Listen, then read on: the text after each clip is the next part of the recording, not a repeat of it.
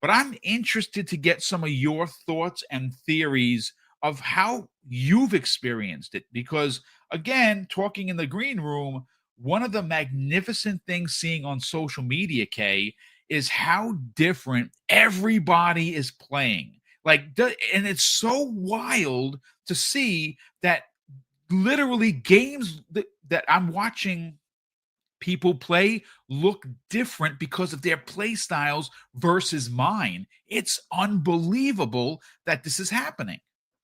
Yeah, absolutely, absolutely. They really honed in on something, and and like I said, I've said this on a few other shows before. Every game, and I push back on the idea that this game is not revolutionary. Every game, these genres are mature at this point, and by maturity, I mean there have been so many generations of iterations of this genre type that at this point, most of the hallmarks and the formula that makes up an RPG, a Western RPG of this type, has been well worn. So we all know what to expect and what those requirements are, and what makes up what we would consider a decent RPG. So iterating and having something new and putting some innovation in the mix is always a very difficult thing to do. So while you'll get a lot of tried and true formulaic stuff, you'll also get something that they put their twinge on it, and then that's their calling card. And to me, this in this game, their calling card is play your way. That's their calling card. Like no other RPG is more play your way than this. Any way you choose to play, it is available to you. Every other RPG like artificially limits you because you said you are a mage, right? You're a mage. So you'll see a sword that's on that floor. You'll never be able to pick it up. Or you'll pick it up and you'll never be able to enjoy you'll never be able to enable it or equip it because you already made a decision at the top that you would be a mage, right? This game both gives you the hardest of hardcore RPG OG systems, as well as the freedom to explore with whatever the heck you want, right? And honestly, I think it does it to such a unique degree that this is its calling card. This is something that it has done that I don't think any other one has done, any other game has done before. Can you imagine you're playing a game, right? You're playing a game, you're playing Hogwarts Legacy, and at a moment's notice, you're now playing Call of Duty, and you can do that in this game. Yeah, yes, you can. Right? Seriously, Pull out the no. You think we're being hyperbolic? No, you can do that. You can literally set it up so that one loadout is a grimoire, wizarding book with Yep. your wand, right? And you are casting spells left and right.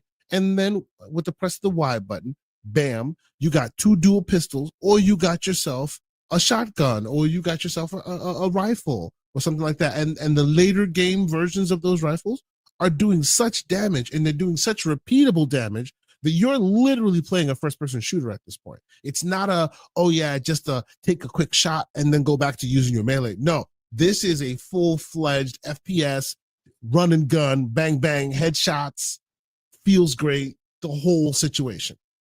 Even though with that same press of that Y button, you're back to Hogwarts Legacy. Like Yes. it is wild that they've been able to pull this off the way they have. And graphically, it is beautiful while doing it. I honestly think like this is a very, very interesting and awesome experience.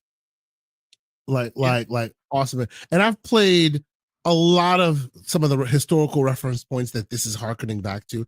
I've played some of those OG old school RPGs. You know, these days I play a lot of the Western RPGs. I've dabbled on the Eastern RPGs. I tend to be a single player person. I tend to be a bit beginning, middle, and end type player. So all this is catnip for me.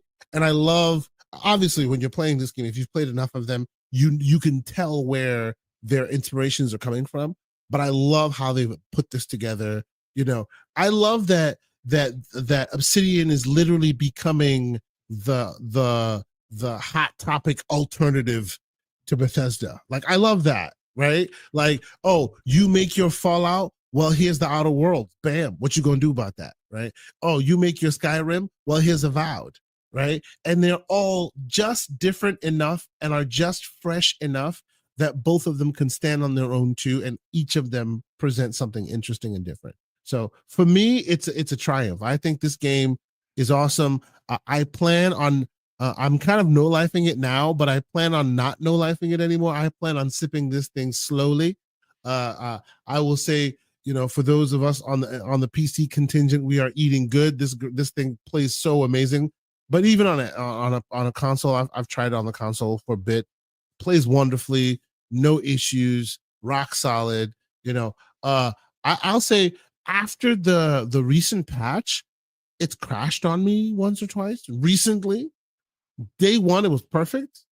After the recent patch, it crashed on me once or twice. So I don't know what that's about. We shall see if that materializes. The patch is 1.2.2. That they dropped that yesterday, I think. Yeah, since that day, I've had at least 2 or 3 crashes, right? Which isn't terrible, but still it is notable. So maybe something was undone. I would definitely say drop there if you got a line to them. I think if you go to Twitter, their account is open for DMs. Shoot them a DM. Yep. And besides, they passed me a code, so I can reach out to them and say, excellent. Hey, yes, I've noticed this, that, and the third. But no, all in all, I would say honestly, if you're on the fence, if you're not sure, like don't let others steer you wrong, right? You might not like it. Hey, you might not like it. But if you're watching this show, chances are you have Game Pass. Give it a shot. Yep. You will most likely be surprised at what you play. This game is far more dynamic than even they marketed it out to be. It's very 4 quadrant. There's a lot here for a lot of different kinds of people. So give it a shot. Yeah, absolutely. I will say this: the optimization before we bring in Umbra is astounding. Obviously, there is a 30 4K mode which you can play, and it is a single player game, so maybe that's okay with you. I've played plenty of 4K 30 games that were single player, and they were fine. There is a 60. I believe it's 1880p, I think. But you can run it in 60. It runs great. But if you are like many of us who have upgraded their TVs or their rigs or their monitors, and you have the ability for 120 hertz, the way that I've been playing it since inception has been all bells, whistles, 40. There's a medium setting. Right? Play the middle setting. You're going to thank me for it. You get the graphics. You get the ray tracing. My TV does VRR, which is great. It unlocks the frame rate, which is awesome. And look, you're seeing it on your screen. This is potato quality at 1080p. And it looks this good, right? So, that just VRR imagine. Is something special. I used it with, what's the name of that game with the girl, Amicia. And her brother. Oh, the one with the rats. Yes. Before they brought it to 60, I used Plague's it on Tale. Plague's Tale, yes. Plague's Tale, yep. See, these are the moments when we have these conversations that I tend to be quiet, because if we really have to talk about that, I would tell you that my game is running at 4K at 144 frames. Oh, I believe it. Yes, I believe it. Okay, you're preaching to the choir here. For my I'm sorry, I'm a peasant, and I'll just look from the sidelines. There you go. We're not. This is not a peasantry conversation. This is more to say that the game is quite well optimized. It's quite well. It really is. It really is. Listen, Blue Marvel in the chat asks, "Will this get DLC?" But so here's the thing. I hope so. It's not officially planned, but based on the reception the game has gotten, I believe that it's in the cards. Again, there's no official announcement from Carrie Patel when she asked about it, right? That people asked numerous times, and she says that it's something they're considering. So you could get a Avowed maybe 1.5 a year from now. Maybe they give us a beefy DLC. We'll see. This is definitely getting a sequel. And again, I really think that this game is going to have a lot of long legs, because word of mouth is making this chart.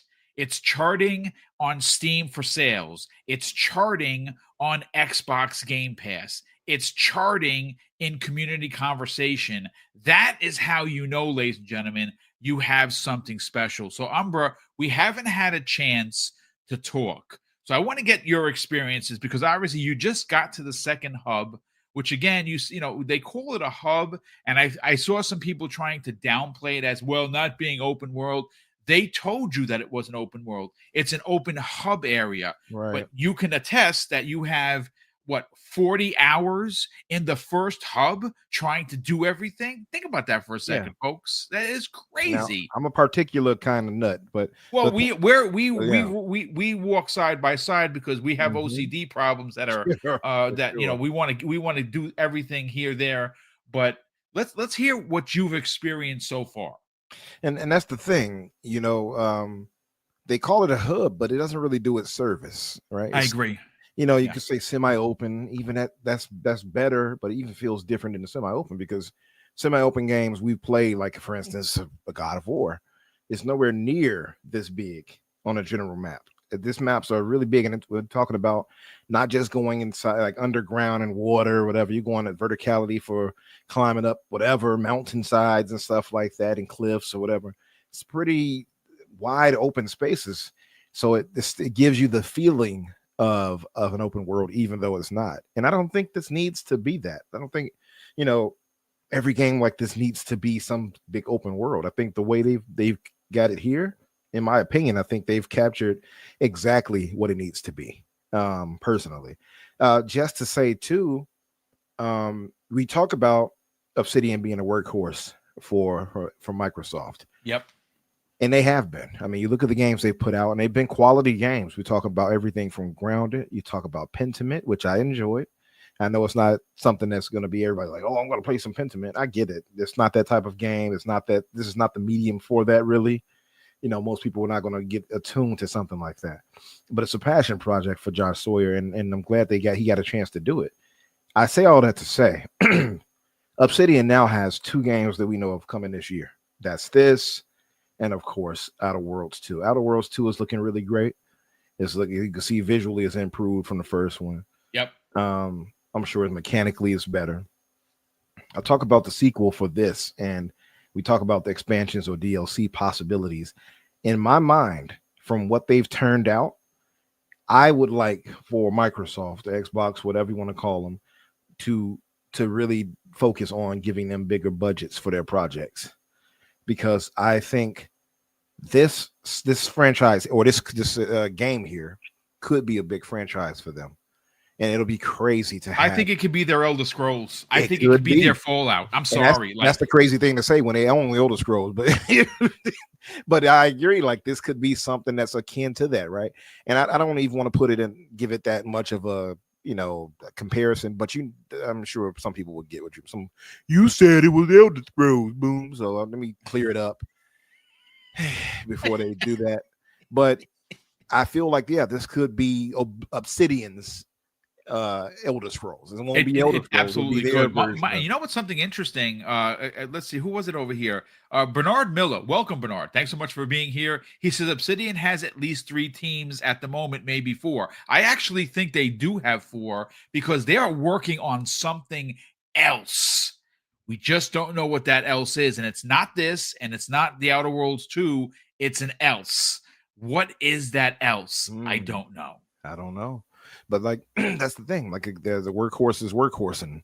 I want Microsoft to really not just reward them, but like to really put them in a position of delivering a AAA experience, because I think this is a AA game, I would say, right? Or it's a possibility it's AAA. I don't want to say it's not. I don't know for certain the budget, but I feel like giving them a stronger budget and the time they need, I feel like they could really churn out something that's close to a masterpiece, because this is already great.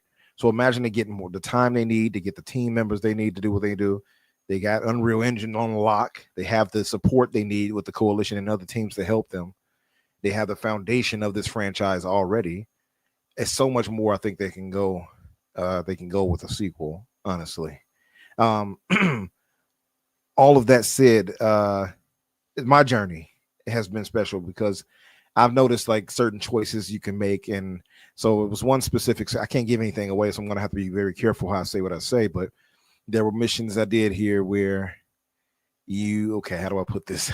Okay, well, there's a part in here where you have to find somebody, and I'll just say an assassin. You have to find an assassin, and you can choose to talk it out, and you can choose to fight it out. Well, I chose both, and I loaded up to see what would happen, and nothing immediately. But once I got to a certain area, I found a companion of mine murdered because I chose a different option. So there are consequences, and this was actually a person you all would recognize, by the way.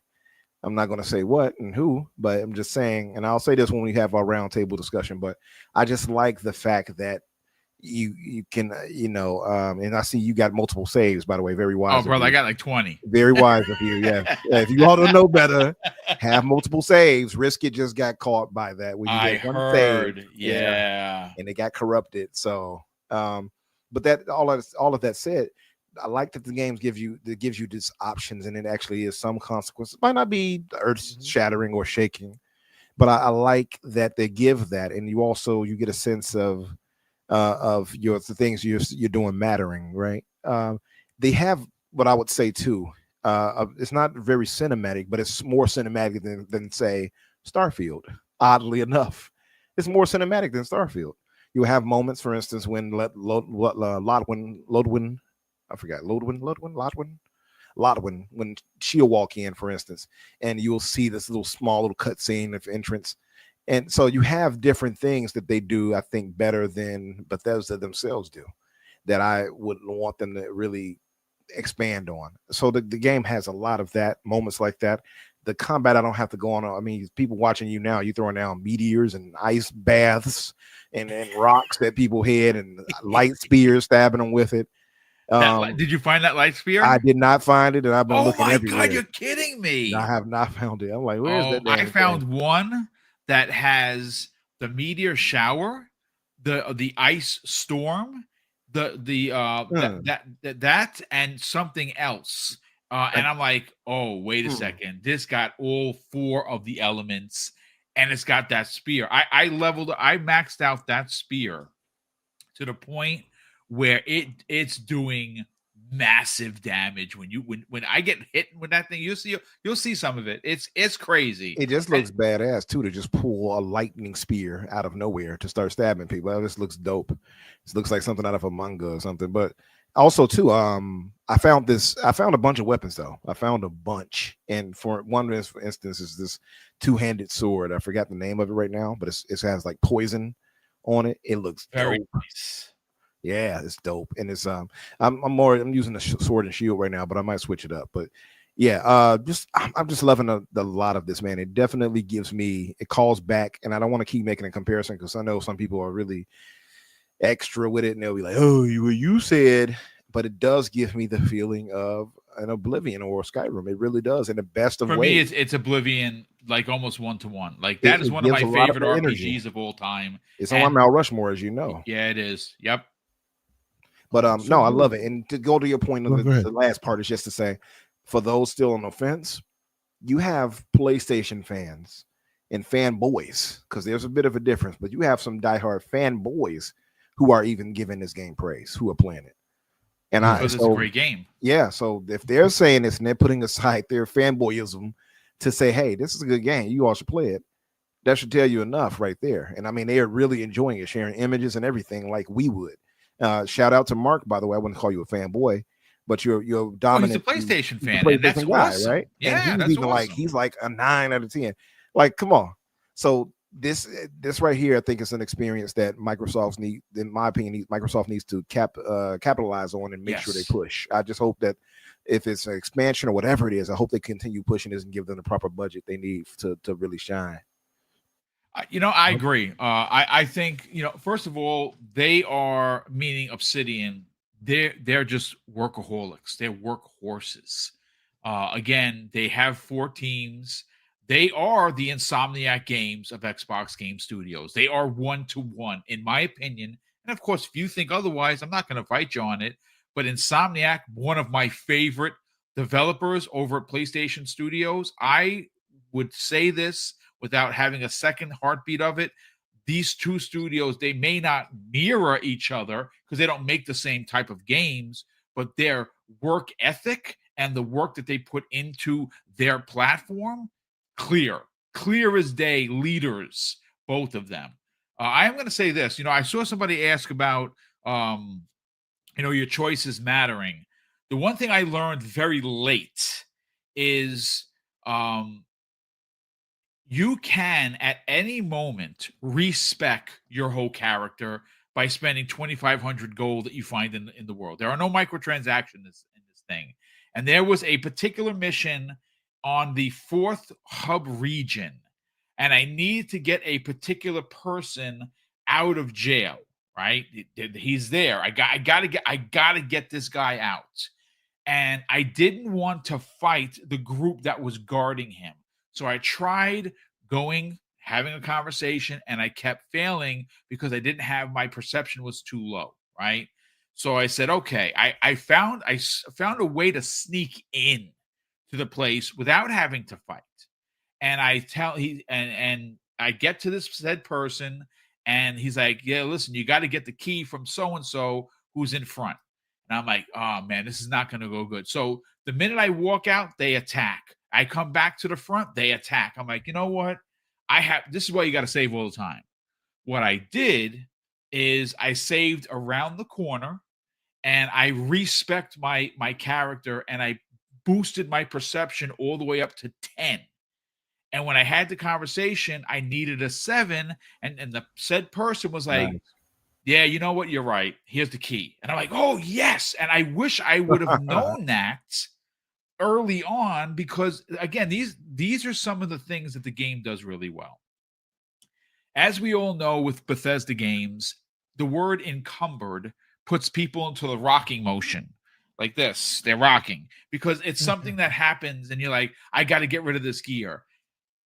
Obsidian has figured out the greatest way so that doesn't happen. The minute you get over encumbered, all you do is go into your equipment, you go to it, you press X, and you send it to your stash, and that's it. Right from there. Talk about accessibility options, Boom. Yeah, like, you can't get better than that. It's so you don't have to throw away anything. You just send it right to your camp. And even better than that, ladies and gentlemen, when you're out on those streets doing what you do, and you come across, an NPC that you can buy things from, you don't have to go back to your stash to get everything. Nope. You hold in the right stick, and it goes to your stash, and you can sell your stuff from your stash to this person. There's no fuss, no muss, no coconuts. It's amazing. Super convenient. These are like the little things. One thing I want to bring up real quick, which I've heard people talk about, and I feel like it begs a quick conversation before we get out of here, which is the idea that you can steal whatever you want and no one says anything, right? First off, I have heard the idea that there is a story reason why they do that, because you are, of course, the envoy when you come into the story. So you basically have ultimate authority. Nobody can really step in front of you and say you can't do this. But even beyond that, I don't know if you've noticed this. There's a part in the game where I go and I grab something. I like, as you do, because like you guys, I heard Obsidian say, "Oh, most people won't be able to conquer or step foot on every piece of the map before the end." And then we all went mission accepted. I have literally walked across almost the entire friggin' map, and I'm like 20. I'm a day and some hours into the game, so I'm there. But I'm just grabbing stuff, resources. I've been told you're supposed to grab resources, so I'm grabbing whatever I can get my hands on. And I'm in the city, and I grab a piece of resources, and I hear an NPC say, "Oh, you're bold enough to grab resources from lost souls. Good for you." Did you notice that? I didn't notice that. And they said it in this tongue-in-cheek kind of snarky way, from like, "You're robbing from the dead. Well, all right, player, you do you," kind of a thing, right? Like, that's how they said. And I'm just like, I thought people said you could rob whatever you want. No, you can't. Like, these people are literally like giving you verbal lashings for taking the wrong Let me- thing at the Let wrong me tell you how time. hypocritical I am now hearing that dialogue. I was in a cemetery and I found these people who were robbing graves. And we, that's Well, by death. early on. Yeah, that's early Yeah. on. Yeah. So now I'm a hypocrite because I took that lady out. I took her out the game, and I was like, "Yeah, you're robbing these dead people."